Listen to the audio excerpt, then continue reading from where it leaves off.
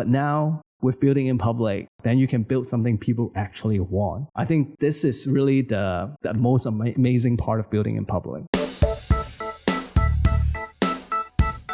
Hello and welcome to the Leverage 3 podcast. This is the show that helps you leverage the talent and tactics of high performers. Today's guest is KEVON CHEUNG. KEVON is known in the community as the build in public guy, but these days he likes to call himself the build in public head teacher, since he spends most of his time teaching his course, Build in Public Mastery. Some people even call him the broccoli guy, and he's all about bringing community and transparency to building businesses. He even published a book called Find Joy in Chaos to help creators leverage Twitter. KEVON, welcome to the show. Thank you, Craig. So happy to be here. I have no idea what we're going to talk about, but I'm just excited to talk to you. That's awesome. I'm so delighted to have you here. I think the first question we have to get out of the way is, do your kids like broccoli?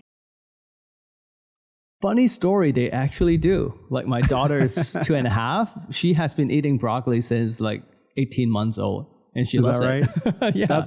That's the best time to start. And I wish I had started at that age with my kids because at this point it's a struggle. So that's awesome. So for those who don't know, catch us up a little bit. Like tell me your story. Like how did you get started building in public and building your brand, and kind of where are you headed at the moment? We have to go back to around end of 2020. So back then, my whole career is in startup. Always, the 0 to 1 guy. In the first 10 years or so of my career, I've been always working next to the founder, or I have to answer to investor. But the thing is, at that time, end of 2020, I had this moment of like self-realization. I thought to myself, I worked really hard in every single business that I worked in. I always have that owner mindset, like I treat myself as the owner, so I did everything. But how come when I walked away from the last chapter, I was a nobody? Back then when you Google KEVON CHEUNG, you couldn't find anything other than my outdated website and a LinkedIn profile. So that was my big moment because, my first daughter was about to arrive and I don't want to be that nobody daddy. So I started thinking about life, how I can compound things. So that was my first realization that I really needed a personal brand. So I started, writing online because I had a 2-3 months break when I was welcoming the daughter's birth. And, I just started writing online, got on Twitter, and the rest has become history. That's awesome. So I think one of the things that's hard for people as they kind of head down this road is trying to figure out their direction and their voice and their message. And I would imagine that this has probably been a journey towards clarity for you. So how did you sort of land on what's important to you and what you wanted to build on? Honestly, I think there's a big part of luck in there. Yeah, when I first started out, I didn't know what to focus on. People talk about niching down, but what do you want to niche down to? I had no idea. So I started writing just one article a week and just throw it up on KEVONCHEUNG.com. And then I was trying to figure out how I can distribute my articles. So that was when I bumped into this website called indiehackers.com. And I realized a lot of bootstrap founders are on Twitter. So I started to hang out with all these people. And on indiehackers.com, I found a group called Building in Public. I was like, why is there a group called this? Other than, courses, Twitter, why is there a group called Building in Public? So I started investigating and I saw a bunch of people doing it on Twitter. But then, what I did? I Google searched Building in Public. Nothing. Not nothing, exaggerated. But I found Not enough. 4 articles. 4 articles. And they were quite brief, like maybe 1,500 words. Just kind of briefly talk about that concept. And then I, light bulb moment. I was like, this principle is basically how I want to live my life. Not how I want to live my life, how I have been living my life. So maybe I can be that person to teach other people how to do it. So, it was a bit strategic, but also a bit of luck, because at that point, I was a nobody. So why would someone listen to me for building in public, right? So that was my day one, but then I had all these failure in the past. So I realized I could not just go out and say, hey, this is a book about building in public. No one would care about that. So I was being strategic. I blend into the community first, and I was trying to be very helpful. So kind of build up that trust and credibility first. So that's why I said I was lucky, because it's not easy to find something that you enjoy, you resonate with, but also you can find traction like quickly. So yeah. I love the concept of building in public for a lot of reasons. I mean, no one starts out as an expert, and there's so much to learn. I come from the software development world, where building in public is kind of a staple among developers, because you start out every day waking up knowing there's just a mountain of new things that you need to learn. And by sharing that knowledge, it kind of helps. But accompanied with that is this, I don't know if it's fear, I don't know if it's hesitation, or a concern of how people might perceive you in terms of being new at something, and sort of balancing that, okay, I'm sharing what I'm learning, but I'm also not an authority yet, but I'm doing this in public, saying, here's things that have worked for me that might work for you. Like, how have you straddled that spectrum? I think we have been seeing a trend like around the world that actually most of us, we don't want to listen to the top expert. I think we feel like there's a distance between us and them. So I think it's not just the building public community, but if we look at like YouTube, the YouTubers that I love to watch the most are the people who are just, they pick up a camera and start talking. Well, even though it might be scripted, but it seems like that, right? So not every video is like scripted and sitting in front of a nice backdrop.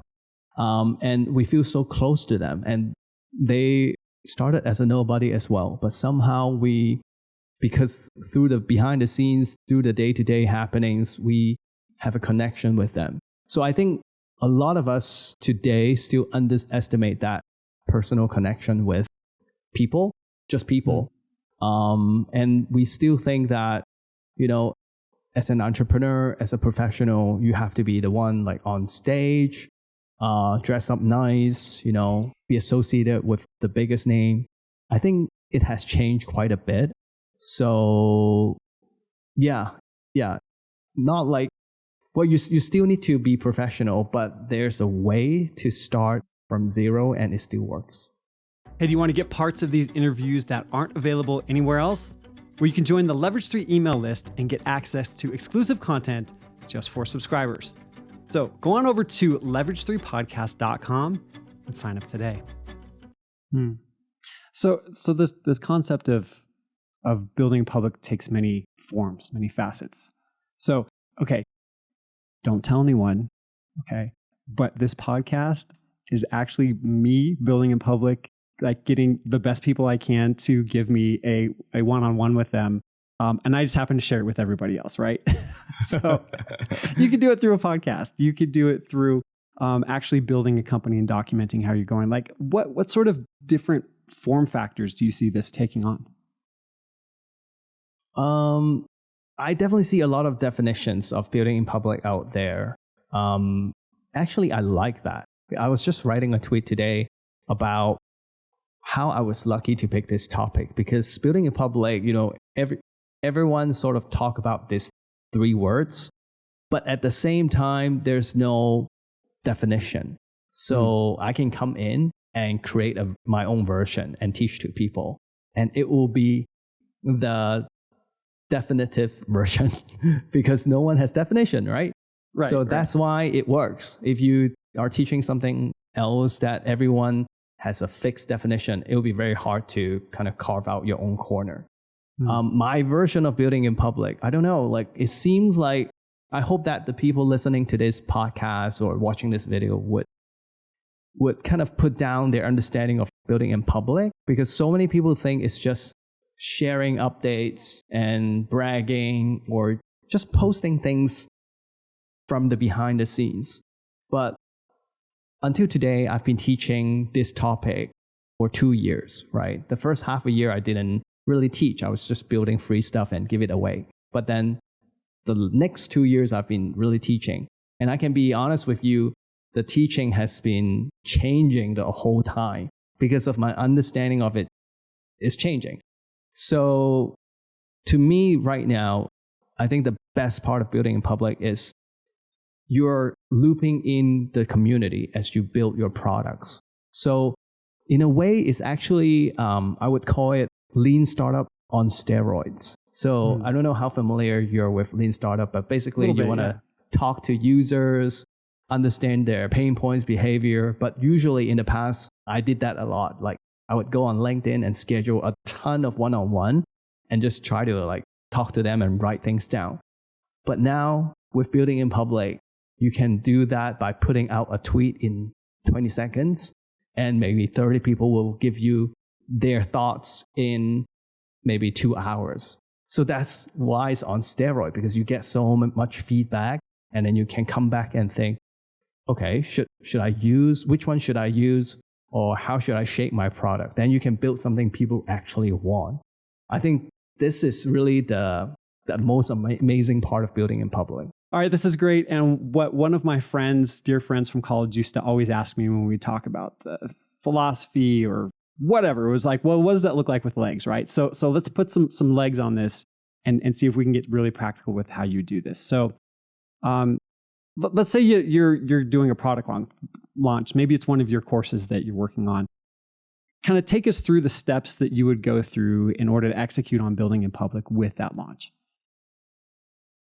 Yeah, so the first thing we need to recognize is that it seems like a lot of people, especially when they're first starting out, they think of product launches as in, oh, I built something. And then when it's ready, I would try to tweet about it. And that's my launch. Right. And then most of them are like, what is happening? How come no one is coming in to like my tweets or like rushing to get my products? A funny story. Many years ago, I did a product launch and we wanted to put our product on Product Hunt. So we decided to push it out 2 a.m. our time. As a naive founder, I thought all the people would be rushing to our website and ask us questions at that dot. So I stayed up at 2 a.m. looking at my computer. Nothing. Seriously, no one, not even one person is talking to us. So that's when I know like it doesn't work like that. Actually, there are tons of behind the scenes going into a product launches. So I've done this many times. So that's how I connect the dots between building in public and info product launches. So you need time to build up that momentum. And it's not like a week. We're talking about maybe at least a month or 3-4 months. So usually when I have a course, I try to head into the first phase, which is building in public.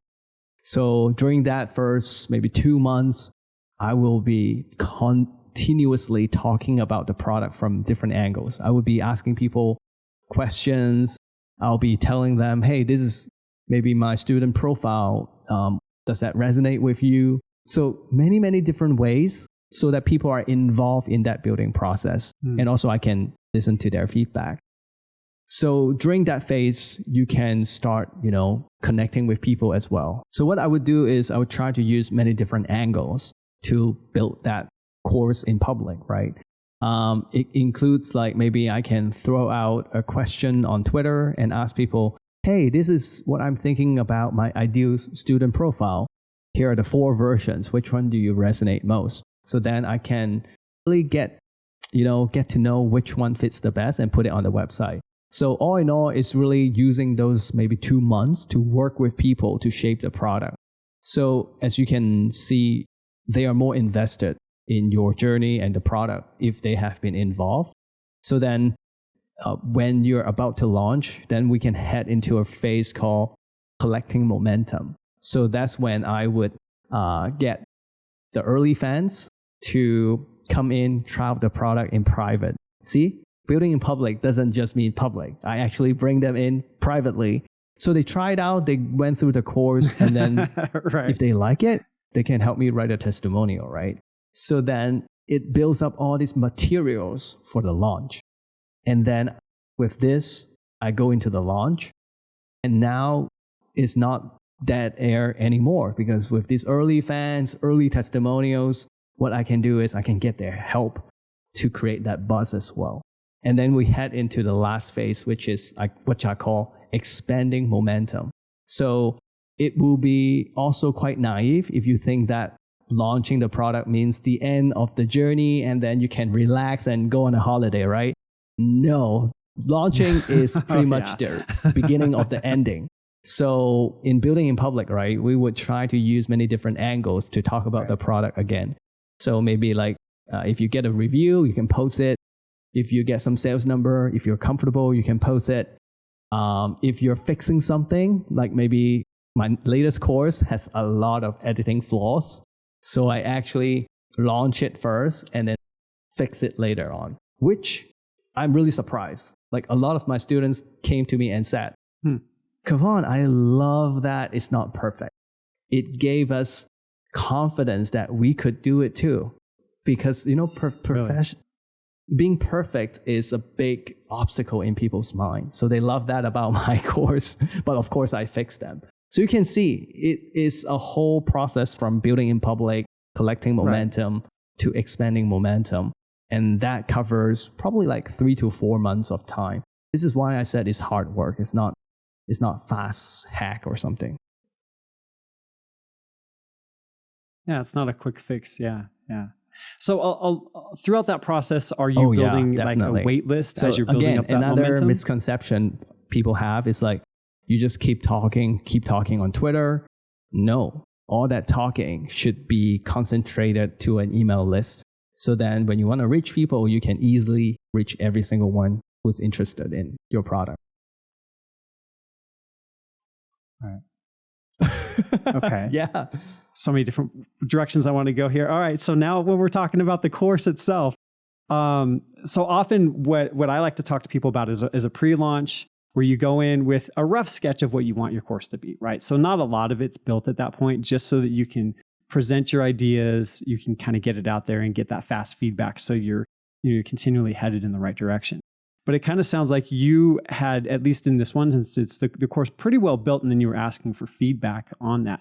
So have you tried those different approaches? Actually, and kind of what's your philosophy there? It was more like your way. So yeah, when I was building it, sure, maybe I already have some kind of structure, some kind of ways that I want to teach, but I definitely wouldn't wait until the product is finished and then try to, think of ways to engage people, because it's really hard. I was just talking to one of my students, and we were talking about when something is done, it is so hard to keep talking about it. But when you're just working on something, it's so easy. Like you can take a picture of your notepad and then you can throw something up, and that's content. So yeah, it's really hard. Right. So actually, when you're building your product, a lot of people would be heads down, I'm going to finish this course in 7 days and launch it. I actually strongly recommend against that, because you're not taking advantage of that product development timeline to work with people. So I just make everything super slow so I can, engage them.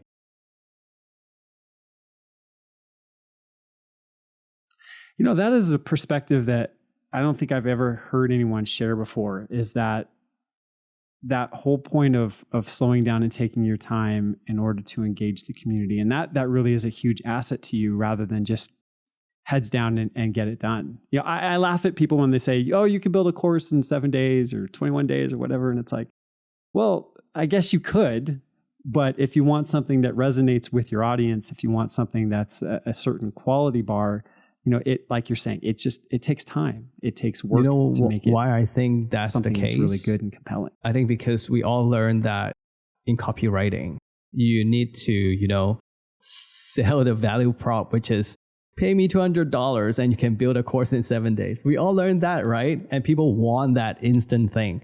So to come out here and say you want to take 4 months to build your course, no one's going to buy that. But I'm trying to get more people to buy this. Right. Right. Well, and I think just looking at reality clearly is important, because when you set expectations and then they fall flat, that's and I think it depends on your experience level as well. Add into it. So if you have built multiple courses, then probably your next course, you know what you want to do and you can just do it. You don't need to loop in the community anymore because you need to go fast. But I work with a lot of early stage entrepreneurs. And for this group of people, I really think that going fast is just losing your traction. You losing your opportunity to build that connections, which becomes traction.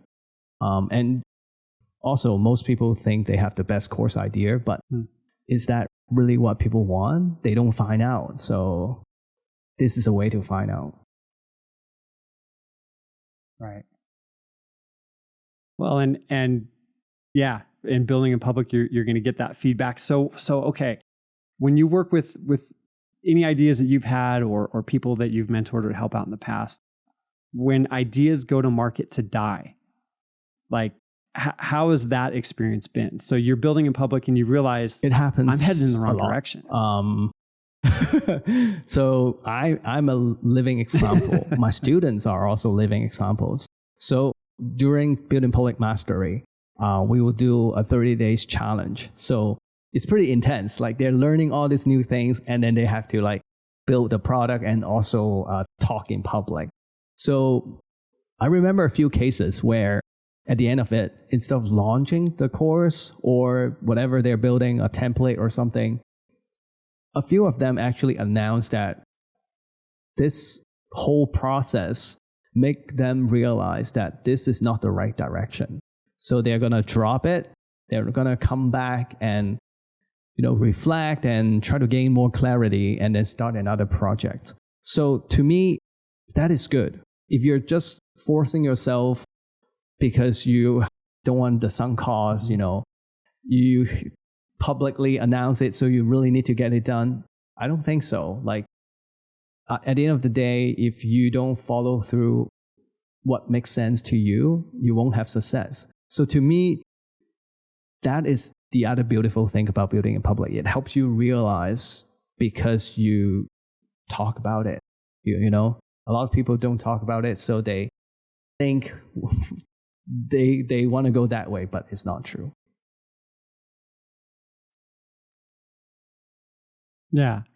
Well, and to your point of authenticity and building trust, I would imagine that if you are doing something publicly and you realize for whatever reason, like this isn't the right direction, there's no demand for this, it's the wrong angle, whatever, like if you're at least public and honest about making that decision, I would imagine that the people who are following you would respect that decision totally. And hopefully be excited whatever your next thing is. I started a paid community as my first paid product back in 2021. Wow, it's a long time ago.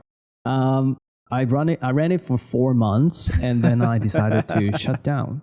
I just delete all the credit cards from my account. And I told people my reason and all that. And guess what? A lot of these people are still following my journey. And if I have new products, they're still buying if they need it. So yeah, you don't want to lose that trust factor just because you announce something. It's okay to change direction. But I think what we should do right is the way you handle it. It's not just, I've heard cases where people just disappear or shut down and there's no communication. Just don't do that.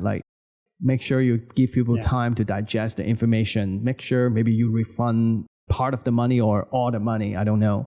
But treat people right and they will continue to follow you, even if you work on something else later. Yeah. So kind of in that vein, are there any other pitfalls people should watch out for, or things you should suggest you don't do during this process?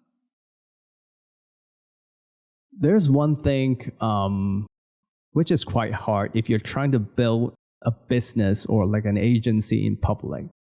The way I look at it is there's only so much you can, how should I put this? Because a business is such a big thing. And when you put it in like a movie timeline, it has no ending. So from an audience perspective, they wouldn't be as excited because they just don't know where this is going. But I've seen some startups do it and they are able to build a very authentic company culture and brand. But for most of us creators, I think what you don't want to do is build your business in public. Try to go down to something really small. Like, I'm going to build my new branding. I did that with the broccoli brand. I built that in public in maybe 40 days. So people can see it from start to end, and then it stops there. And people are so excited because there's a finish line. They can see the before and after. So that's why I suggest to people, no matter what you do, just make it so small so that there's a finish line. Well, man, you've given so much great tactical advice, philosophical advice, like mindset things for people to think about. And I'm super grateful for what all you've given to share. And what we like to do here at the end of the show is give you like one final chance to give 3 sort of actionable advice, tactical advice. So what would you have for people watching and listening? The first one is definitely what I've just said. If you want to build in public, don't think about building an authentic brand or transparent brand. Just pick one project. And when I say project, it's not like a whole cohort-based course. That's too big. Maybe start with just the first module of your course, or maybe just the first chapter of your guide, whatever that is, and say, I'm going to be building this in the next 14 days, 28 days, right? So start to finish. This is super important. Start small, right? Great things start small. The second one is if you really have no audience, no community, and you're wondering how to get started, you know what I notice? At every single concert, there's a corner of people that are the loudest. And who are these people? They're the super fans. The rest, they're just here to enjoy the show. They will come and go. They might not attend the show next time. What does that tell you? That tells you that everyone has a core group behind a huge audience. They don't need to be friends with 20K people, but they need to be friends with like 20, 30 people. So if you're starting out, pick your core group, like pick the right people, like bootstrap founder, and just make 30 really good connections. They will be your audience to start with to help you grow. And my last tip is what my students actually told me. When you put out content, a lot of people just think of, oh, I'm putting out a lot of content. I'm growing my audience. Putting out content is the easy part. What happens is that your content draws in people. Every single reply, you should hit them up in private message and try to talk to them, understand their lives, know what they do, and turn that into connections. Because in building in public, you need people to help you out, right? No matter if you're getting feedback or getting buzz, you need people. So your content is actually drawing people to you, and it'll be a waste if you actually don't build that connection right there. So yeah, hopefully my 3 tips will help someone out there who are just starting out. Thanks so much for being a part of the show. Now, one of the easiest ways that we can stay in touch is that if you're watching on YouTube, please like this episode and subscribe to the channel if you'd like. And if you're listening to the audio version, rating on your favorite podcast app would mean the absolute world to me. So I'm Craig Shoemaker, and I'll see you again here soon on the Leverage 3 podcast.